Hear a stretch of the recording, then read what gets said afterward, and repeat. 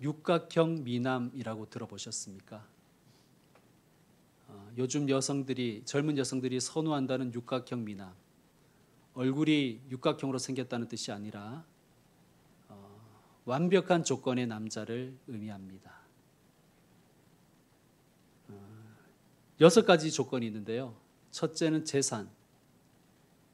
재산이 최소 2억 정도를 모아둬야 된답니다. 아니라면 결혼할 때 부모님으로부터 그 정도 지원을 받을 수 있는 재산이 있어야 되고, 두 번째 학벌은 인서울, 최소한 직어국이어야 된답니다. 여러분, 직어국이 뭔지 아세요? 지방 거점 국립대. 세 번째 직업은 전문직이거나 대기업이거나 최소 7급 이상 공무원이어야 된다라고 합니다. 네 번째 키는 180cm 이상이어야 합니다. 우리 교회 남자분들이 키가 큰 분들이 많죠. 찬양팀 오늘 남자들도 다 185 정도 돼요. 그래서 우리는 이것을 우습게 보는데, 사실 사회 나가보면 180 이상 되는 사람이 별로 많지 않죠. 다섯 번째는 성격입니다. 성격이 모나지 않아야 되고 또 대화가 잘 되어야 되죠. 여섯 번째는 외모라고 합니다. 외모가 너무 광범위하잖아요. 그래서 좀 더 구체적으로 응답해 달라고 하니까 상당한 비율로서 피부를 이야기했다 그래요. 피부가 외모입니다, 여러분. 피부도 좋아야 육각형 남자가 되는 거예요. 자, 이런 6가지 조건을 다 충족시키는 사람 흔하지 않지요. 그런데 오늘 본문에 등장합니다. 예수님 말고 어떤 관리입니다. 어떤 관리가 육각형 남자인 것 같아요.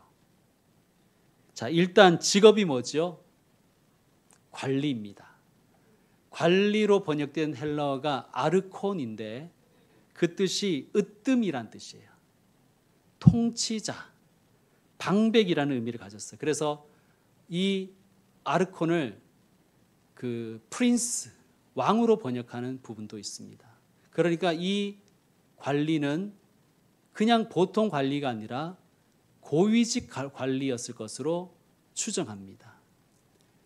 우리는 학자들은 이 사람이 사내들인 공회의 회원이었을 것이라고 그렇게 보고 있어요.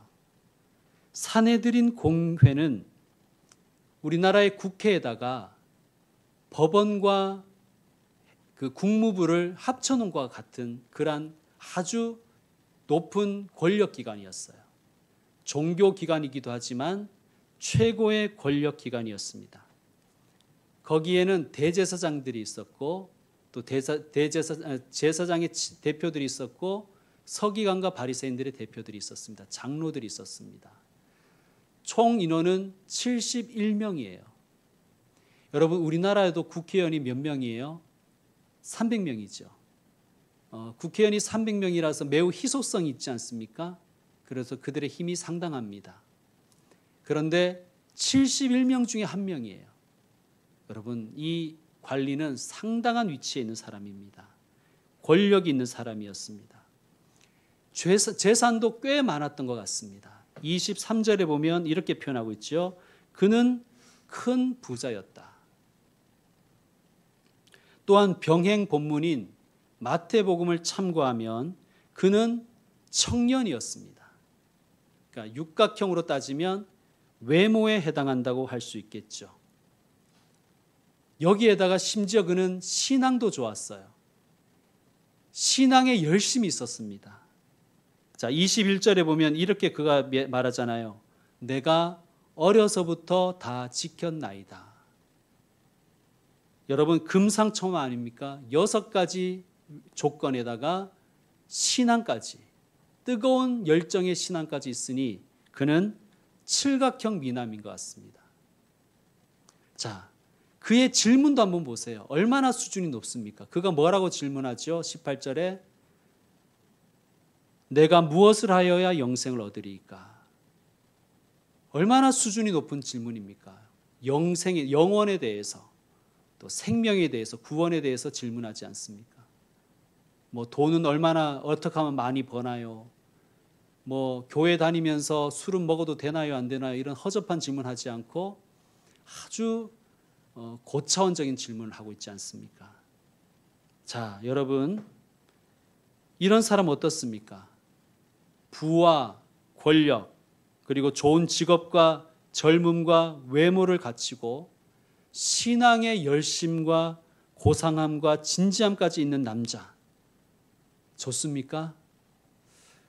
저는 좀 질릴 것 같습니다. 이렇게 완벽하면 오히려 매력이 떨어지지 않습니까?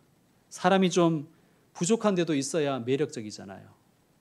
뭐 어쨌든 간에 세상적인 눈으로 보기에는 이 사람은 모든 것을 다 갖춘 사람입니다. 그렇죠?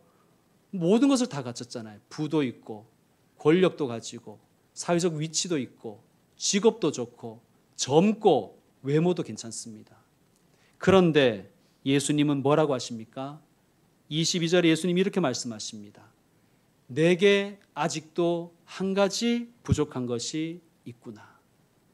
너에게 아직도 한 가지 부족한 것이 있구나. 여러분, 이 사람에게 부족한 한 가지가 무엇이겠습니까? 이렇게 완벽한 사람, 이렇게 육각형, 칠각형의 이런 미남, 근데 예수님은 한 가지 부족한 것이 있다는 거예요. 그게 뭘까요? 옛날에 어떤 선비가 배를 타고 강을 건너고 있었습니다. 뱃사공이 노를 젓고 있는데 이 선비가 좀 교만했습니다. 선비가 보니까 뱃사공이 너무 한심해 보이는 거예요. 그래서 무시하듯이 묻습니다. 자네는 글을 아는가? 쇳내가 무슨 글을 알겠습니까? 저는 모릅니다. 글을 모르다니 인생을 헛살았군. 또 묻습니다. 그렇다면 돈은 있는가? 아이고 나으리 없습니다요. 하루하루 입에 풀칠하고 살아갈 뿐입니다. 자네는 인생의 구하를 헛되이 살고 있구나. 그때 마침 풍랑이 일어서 배가 뒤집혔어요. 제 생각에는 성질나서 뱃사공이 뒤집은 것 같은데 어쨌든 배가 뒤집어졌습니다.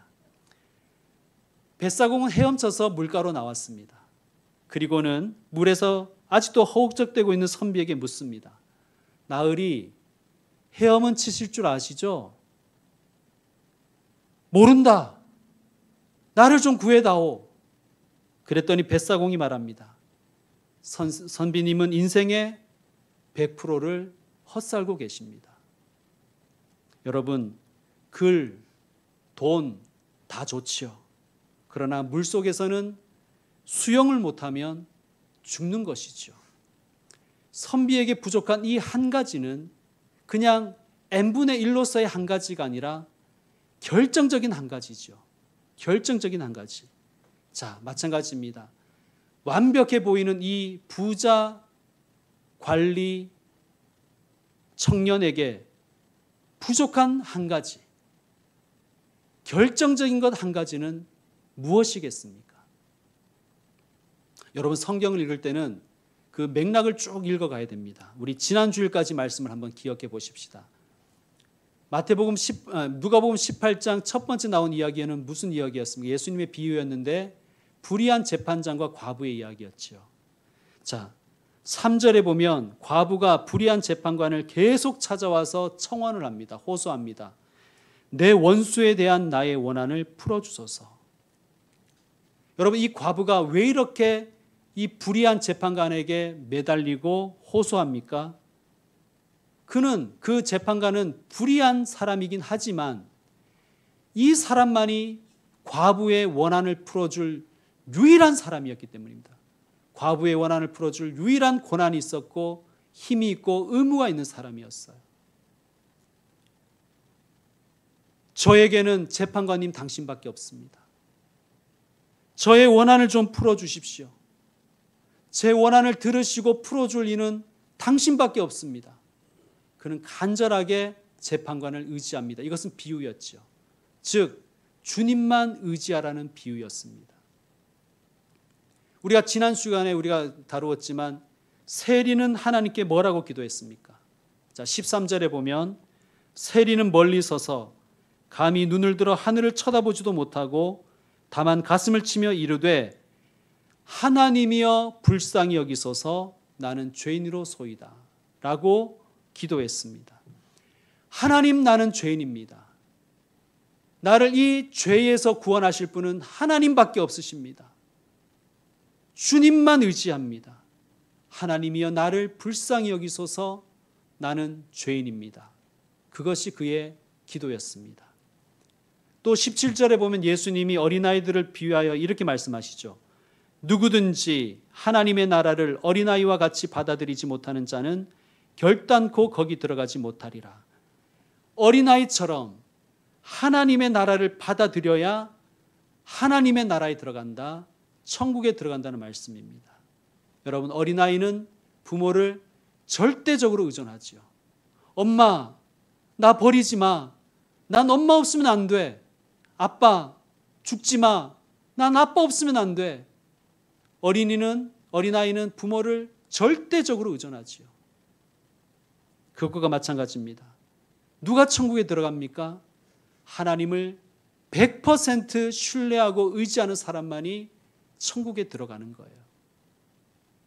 자, 이 맥락에서 볼 때 부자 청년에게 부족한 그 한 가지는 무엇이겠습니까? 그 한 가지는 주님만 의지하는 삶의 태도입니다. 주님만 의지하는 것이 이 청년에게, 이 관리에게는 부족한 거예요. 이 관리는 주님을 의지하지 않아요. 자기의 행위를 의지하지요. 그래서 예수님 말씀하십니다. 너에게 있는 것을 다 팔아 가난한 자들에게 나눠주라. 그리하면 하늘에서 내게 보화가 있으리라. 그리고 와서 나를 따르라 라고 말씀하셨지요. 내게 있는 것을 다 팔아라. 여러분, 이것은 비단 돈, 재산만을 의미하는 것은 아닐 것입니다. 네가 의지하고 있는 모든 것을 다 내려놓아라. 내가 의지하는 것들을 다 버려라. 그리고 하늘에서 주실 보화를 기대하고 나를 따르라. 하늘만 의지해라. 나만 의지해라 라고 말씀하시는 거예요. 나만 의지해라. 하나님만 의지해라. 여러분, 돈, 권력, 젊음, 외모 다 좋은데 우리에게는 결정적인 한 가지가 있어야 됩니다. 그것이 없으면 n분의 1이 없는 게 아니라 망하는 것입니다. 그것이 없으면 망하는 거예요. 주님만 의지하는 믿음이 우리에게 있어야 되는 것입니다. 여러분, 우리는 죄와 죽음과 심판의 문제를 절대 우리는 해결할 수가 없습니다. 아무리 공로를 많이 쌓아도 육각형 아니라 16각형의 조건을 이 세상에서 충족시켜도 우리는 구원을 받아야 사는 거예요.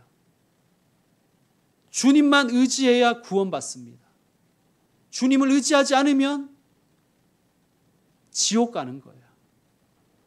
그런데 여러분, 반대로 다른 것이 좀 부족해도 주님만 의지하는 믿음이 있으면 사는 것입니다. 예수님 붙들면 사는 거예요. 구원받는 거예요. 천국 가는 것입니다. 이것을 믿으시는 분들 되시기를 축원드립니다. 돈, 힘, 건강, 외모 있으면 좋지요. 또 부족하다 싶으면 추구할 수도 저는 있다고 생각합니다. 그러나 그것들이 만약에 내가 주님만 의지하는 그러한 길을 방해하는 것이라면 버려야 됩니다. 자, 18절에 보면 이 관리는 예수님을 뭐라고 부르지요? 선한 선생님이요. 이 사람은 왜 예수님을 선하다고 했을까요? 예수님의 삶을 보고 그는 평가했을 것입니다. 그래, 저 정도 되면 선하다. 저 정도 되면 천국에 대한 답을 가지고 있을 것이다. 그것이 일반적인 우리의 인간의 생각이지요. 그러나 예수님 19절에 이렇게 말씀하십니다. 네가 어찌하여 나를 선하다 일컫느냐? 하나님 한 분 외에는 선한 이가 없느니라. 나는 선하지 않다, 이런 뜻일까요? 예수님의 말씀은 이런 뜻입니다. 선하다, 선하지 않다를 왜 네가 판단하려고 하느냐? 여러분, 선과 악을 판단하고 결정하려는 것은 선악과를 먹은 우리 인간의 속성입니다. 여러분, 선악과는 선악을 알게 하는 나무, 즉 인간이 스스로 선과 악을 판정하고 선택하는 그렇게 하는 원죄를 의미합니다. 여러분, 우리는 선악을 내가 판단해 버리죠. 세상 사람들이 다 나쁜 사람이라고 해도 나와 잘 맞고 나한테 잘해주고 내 생각과 맞으면 선하다고 생각합니다. 좋은 사람이지. 반대로 다른 사람이 다 좋은 사람이라고 해도 나한테 좀 서운하게 하고 내 생각과 안 맞으면 그는 별로 좋은 사람이 아니라고 판단해 버리죠. 선악과를 먹은 우리의 인간의 원죄의 모습입니다. 자, 이 관리는 예수님께 이렇게 말합니다. 선한 선생님이여, 우리 선함을 가지고 대화 좀 해보십시다. 나도 꽤 선한 사람이거든요. 이렇게 예수님께 접근하는 것입니다. 내가 무엇을 하여야 영생을 얻습니까? 계명을 지켜라. 아이고, 계명은 내가 어려서부터 다 지켰습니다. 자, 그 다음 예수님이 뭐라고 대답해 주시기를 기대했을까요? 어떻게 하면 영생 얻습니까? 계명을 지켜라. 그것들은 제가 어려서부터 다 지켜냈습니다. 그 다음 예수님께 무슨 대답 기대했을까요? 너 참 선하구나. 천국 입장. 이런 말을 듣고 싶었겠죠. 그러나 예수님은 그 부자 관리가 원하는 답을 해주지 않으십니다. 여러분, 마치 이런 것 같아요. 저 키 185거든요. 저 괜찮은 사람이지요. 그렇구나. 너 정도 되면 괜찮은 사람, 좋은 사람이다 라고 하는 말을 기대했는데 이런 말 것 같아요. 너의 키와 너의 선함이 무슨 상관이냐? 여러분, 제가 키를 예로 들었지만 이러한 것들을 우리 인간에게 있는 공로의식이라고 우리는 말합니다. 공로의식. 우리 인간에게는 적선하면 구원받고 공로를 쌓아야 뭔가 복을 받고 구원은 나의 힘으로, 나의 노력으로 가는 것이라는 그런 의식이 우리 인간의 내면 속에 깊이 박혀 있습니다. 오늘 말씀은 그것을 우리에 있는 그 공로의식을 무너뜨리는 거예요. 성경은 구원은 공로로 받는 것이 아니라고 우리에게 말씀합니다. 오직 예수님의 은혜로, 예수님을 의지하는 그 믿음으로 우리는 구원을 받는 것입니다. 여러분, 어린아이가 공로가 많아서 예수님이 그 어린아이들을 사랑하신 게 아니잖아요. 예수님은 어린아이들을 안아주시고 축복해 주셨습니다. 왜? 예수님을 전적으로 신뢰하는 그 마음을 보시고 어린아이들을 사랑하신 거예요. 마찬가지입니다. 천국은 오직 믿음으로 가는 거예요. 오직 은혜로 가는 것입니다. 구원은 오직 믿음으로 얻는 것입니다. 하나님만 의지하는 사람, 하나님의 은혜만 의지하는 사람이 하나님 보시기에 육각형의 사람인 것을 기억하시기를 축원드립니다. 주님만 의지하라. 나를 따르라. 이 명령을 따르는 데 있어서 이 부자 청년 관리에게 방해되는 것은 그의 많은 돈이었습니다.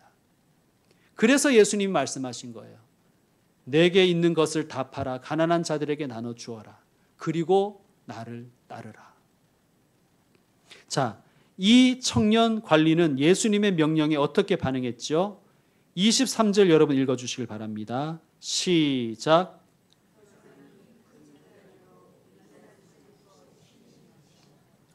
그는 돈이 많아서 심히 근심하였습니다.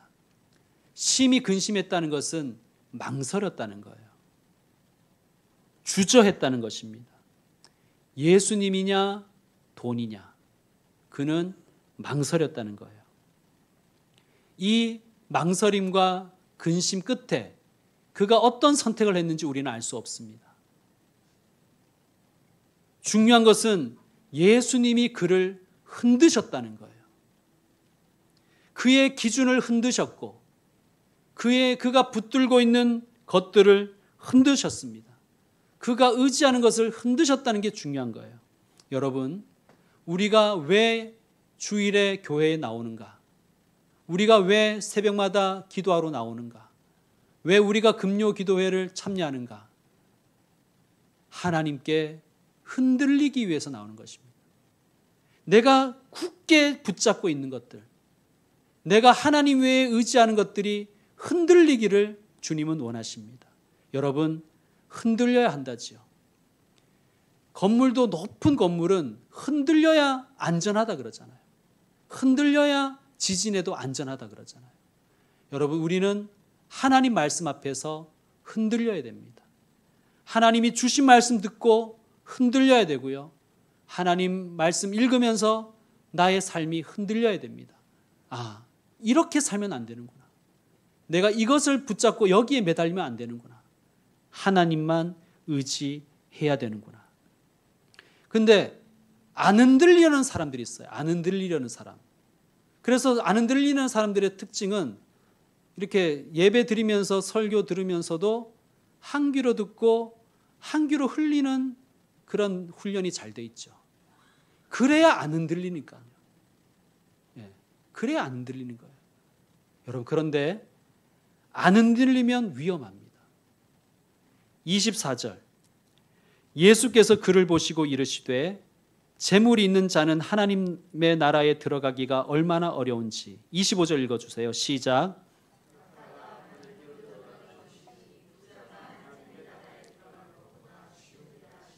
아멘. 이 말씀에 흔들리십니까? 근심이 되십니까? 뭐 있는 분들이 흔들리고 근심되는 건 제가 이해를 하겠는데 내가 보니까 안 근심하고 안 흔들려도 되는 분들이 흔들리는 것 같아요. 내가 돈 많이 벌었을 때를 미리 당겨서 걱정하시는 것입니까? 낙타가 바늘귀로 들어가는 것이 부자가 하나님의 나라에 들어가는 것보다 쉬우니라. 여러분이 가진 그 근심, 그 고민과 그 걱정을 꽤 많은 학자들도 했나 봐요. 그래서 이 말씀을 좀 상식적으로 해석하려고 많은 이들이 애썼습니다. 그 애씀은 크게 두 가지예요.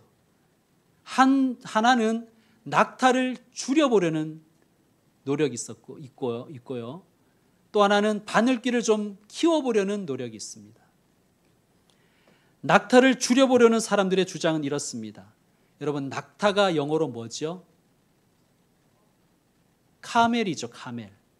헬라어로는 카멜로스입니다. 그러니까 헬라어 카멜로스에서 영어의 카멜이 된 거예요. 그런데 밧줄이라는 헬라어가 있어요. 밧줄에 해당하는 헬라어가 카밀로스입니다. 카밀로스 헷갈리죠. 그러니까 그 학자들의 주장은 이건 거예요. 예수님이 원래는 카밀로스라고 얘기했다는 거예요. 그런데 이 제자들이 멍청해서 잘못 알아듣고 카멜로스라고 적었다는 거예요. 아니면 분명히 학자들은 그 제자들은 처음에 카밀로스라고 적었는데 옛날에는 성경을 필사하잖아요. 필사하다 보니까 모음 하나를 틀렸다는 거죠. 자, 낙타를 줄이려는 노력입니다. 물론 낙타에 비하면 밧줄은 엄청 줄였죠. 그죠? 근데 우리 한번 생각해 보십시다. 밧줄은 바늘귀에 들어갑니까? 어차피 불가능한 것 아닙니까? 헬라어를 너무 많이 알아서 이런 말을 하는 거예요. 그러니까 여러분, 너무 많이 하는 것도 해가 되는 것입니다. 그 다음은 바늘귀를 좀 키워보려는 노력들이 있었어요. 느헤미야서라는 성경을 읽어보면요, 예루살렘 성에는 많은 문들이 있었다는 걸 알 수 있어요. 예를 들면 양문, 양문은 말 그대로 양이 들어왔다 나갔다 하는 그러한 문이겠죠. 이것은 제단에 바칠 제물이 들어오는 문이라는 의미도 있습니다. 반대로 똥문도 있어요. 똥문, 똥이 들어갔다 나왔다 하는 문이겠죠. 그런데 여기서 그 똥이라는 것은 제물을 이렇게 제물에서 나온 내장이라든지 분비물 같은 것, 그런 배설물 같은 것들을 내보내는 그런 문을 가리킵니다. 똥문. 또 어떤 문이 있었냐면 미문도 있어요. 너무 아름다워서 미문이라는 이름도 붙었어요. 또 어떤 문이 있냐면 수문이라는 문도 있어요. 물이 들었다 나갔다는 곳, 수문. 그런데 그 중에 바늘귀라는 이름이 있는 문도 있었다는 거예요. 바늘귀라는 문. 너무 작으니까, 미문처럼 아름다우니까 미문이라는 이름을 붙인 것처럼 워낙 작으니까 바늘귀라는 이름을 붙였다는 거죠. 너무 문이 작아서 낙타같이 큰 짐승이 통과하려면 짐을 다 내려놓고 고개를 숙이고 납작 엎드려서 기어 나가야 된다는 거예요. 그러니까 예수님이 부자는 겸손해야 하나님의 나라에 갈 수 있어 라는 뜻으로 하신 말씀이라는 주장이죠. 부자들아 겸손해라. 여러분, 그런데 고고학적으로나 역사적으로 바늘귀라는 문이 있었다는 근거가 약해요. 만약에 있었다면 고유명사로 불렸겠죠. 그죠? 고유명사로 불렸겠죠. 여러분, 이 부자가 하나님의 나라에 들어가기가 낙타가 바늘귀를 통과하는 것보다 더 어렵다는 이 말씀은 마태복음과 마가복음과 누가복음에 모두 나옵니다. 그러니까 바늘귀라는 단어가 마태복음, 마가복음, 누가복음에 다 나와요. 이 마태, 마가, 누가 이 세 성경을 공관복음이라 그래요. 공관복음이라는 것은 관점이 같다는 뜻이고 또 서로 자료를 공유했다는 뜻이고 또 그 말씀의 그 내용이 거의 유사성이 많다는 그런 뜻입니다. 이 세 복음서에서 바늘귀를 헬라어로 찾아봤습니다. 여러분 뭐 무슨 뜻인지 몰라도 한번 드러나 보세요. 누가복음 18장에 있는 바늘귀를 이렇게 헬라어는 번역했습니다. 트레마토스 벨로네스. 트레마토스 벨로네스. 뭐 다 뜻은 몰라도 돼요. 한번 그냥 이름의 그 음만 한번 기억해 보세요. 트레마토스 벨로네스. 마태복음 19장의 바늘귀는 트리페마토스 라피도스. 트리페마토스 라피도스. 누가복음은요, 트레마토스 벨로네스. 틀리잖아요, 그렇죠? 마가복음 10장에 보면 역시 바늘귀를 투리말리아스 라피도스라고 했어요. 자, 무슨 말씀을 드리려고 하는가? 고유명사였다면 같은 단어를 써야 되죠. 그죠? 고유명사였다면. 여러분, 하나님의 말씀을 있는 그대로 받아들여야 됩니다. 하나님의 말씀을 내 상식에 맞는 것만 받아들이려고 해서는 안 돼요. 또 하나님의 말씀을 오늘 내게 은혜 되는 말씀만 받아들이겠다 해서도 안 돼요. 성경을 쭉 읽다가 큐티하는 사람들이 그런 과오를 좀 많이 범하죠. 야, 오늘은 건진 게 없다. 뭐 이런 표현을 하고 있어요. 여러분, 건질 게 있는 성경과 없는 성경이 어디 있겠습니까? 다 하나님의 말씀이죠. 내 마음과 내 생각이 안 된다고, 내 입맛에 안 맞는다고 스킵해 버려서는 안 됩니다. 내게 은혜가 안 된다고 스킵해 버려서는 안 됩니다. 여러분, 내 생각과 내 감정과 내 취향이 나의 주인이 되어서는 안 돼요. 여러분, 우리의 생각, 우리의 감정, 취향이 항상 좋다고 할 수 있습니까? 때로는 산같이 높을 때도 있지만 지하에 처박힐 때도 있지 않습니까? 때로는 넓은 들판 같을 때도 있지만 또 바다 같을 때도 있지만 좁고 좁은 골짜기 같을 때도 있지 않습니까? 여러분, 인생이 그렇지요. 맨날 좋을 수만은 없지 않습니까? 신앙도 마찬가지인 거예요. 내 마음에 드는 말씀, 내 생각에 납득되는 말씀만 내가 받아들이겠다고 하면 신앙은 안 크는 거예요. 내게 은혜되는 말씀에만 반응하겠다. 신앙이 안 자라요, 여러분. 그래서 말씀 앞에 흔들려야 되는 거예요. 여러분, 들리는 말씀에 아멘하시고, 여러분 읽는 말씀에 아멘하시고, 하나님의 주신 말씀에 의지하며 아멘할 수 있는 분들 되시기를 축원드립니다. 그것이 주님만 의지하는 길입니다. 자, 낙타가 바늘귀로 들어가는 것이 부자가 하나님의 나라에 들어가는 것보다 쉬우니라. 불가능한 말씀이죠. 그죠? 아멘 하면 되는 거예요. 아, 불가능하다는 말씀이구나. 아멘. 26절. 그래서 제자들이 질문하잖아요. 그런즉 누가 구원을 얻을 수 있나이까? 제자들은 부자는 구원 받는다고 생각해서 당시 그게 그 사람들의 유대인들의 생각이었습니다. 부자는 하나님이 복 주신 사람들이다. 그래서 부자는 천국 간다. 그런데 예수님이 부자가 하나님 나라에 들어가는 것이 낙타가 바늘길을 통과하는 것보다 더 어렵다고 하시니까 깜짝 놀라서 말하는 거예요. 누가 구원을 받습니까? 그래서 예수님이 뭐라고 하십니까? 27절 여러분 읽어주십시오. 시작.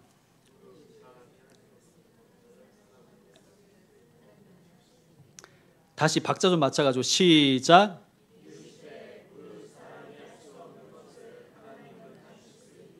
아멘. 여러분 오늘 말씀의 핵심이라고도 할 수 있습니다.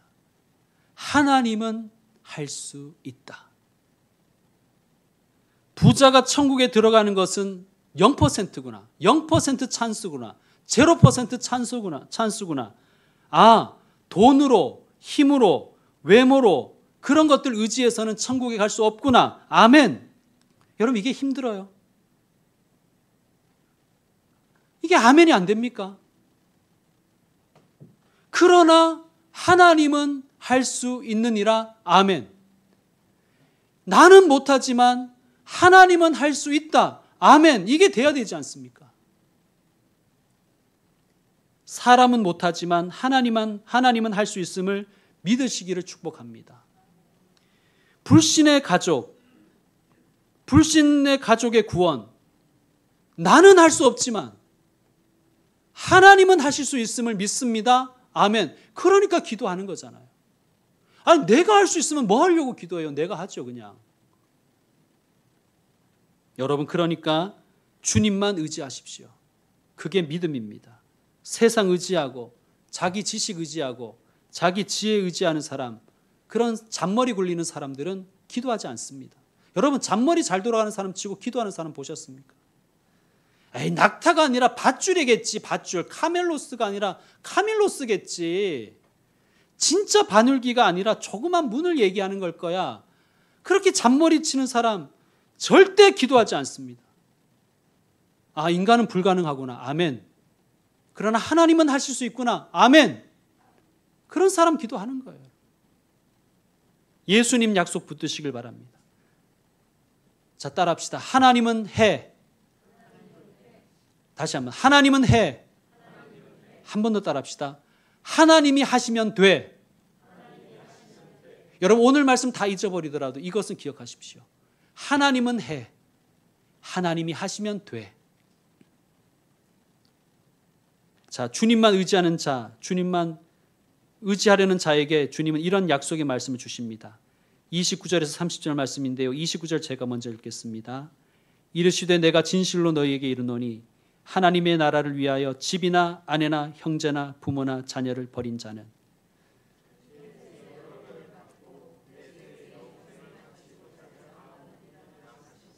아멘. 자, 여러분 29절 말씀에 시험 들지 마십시오. 하나님의 나라를 위하여 집이나 아내나 형제나 부모나 자녀를 버린 자는, 이건 무슨 말씀인가? 하나님만 의지하는 자는, 이런 뜻입니다. 집도 의지하지 않고 아내도 형제도 부모도 자녀도 의지하지 않고 하나님만 의지하는 자는 현세에도 여러 배를 받고 내세의 영생을 받지 못할 자가 없느니라. 무슨 말씀입니까? 주님만 의지하는 사람을 주님은 현세에도 책임지시고 내세에도 영생에 이르도록 책임지신다는 뜻이에요. 믿으십니까? 아멘 할 수 있는 분들 되시길 바랍니다. 이제 말씀 마무리하겠습니다. 여러분 볼링 좋아하십니까? 볼링에는 킹핀이라는 게 있어요. 킹핀. 자, 여러분이 이제 볼링을 공을 굴리는 사람이고 여기가 이제 볼링 핀이 있는 곳이라면 킹핀이 뭘까요? 1번 핀, 제일 앞에 있는 핀일까요? 그건 헤드핀이라 그러죠. 킹핀은 5번 핀입니다. 1번, 2번, 3번, 4번, 5번, 6번 이렇게 되죠. 세 번째 줄 가운데 있는 것이 킹핀이에요. 킹핀이 쓰러져야 스트라이크가 될 가능성이 많습니다. 그래서 볼링을 잘 치는 선수들은 킹핀을 노려라 그렇게 얘기하죠. 킹핀을 넘어뜨려야 된다. 자, 오늘 예수님께 나와 질문했던 부자 청년 관리의 킹핀은 무엇이었겠습니까? 돈이었습니다. 재물이었습니다. 그 돈과 재물이 하나님만 의지하는 길을 방해하는 거예요. 하나님만 의지하게 하기 위한 그 길에서 그 킹핀, 그 돈과 재물이 그를 방해하고 있는 거예요. 그렇다면 성도 여러분, 여러분에게 킹핀은 무엇입니까?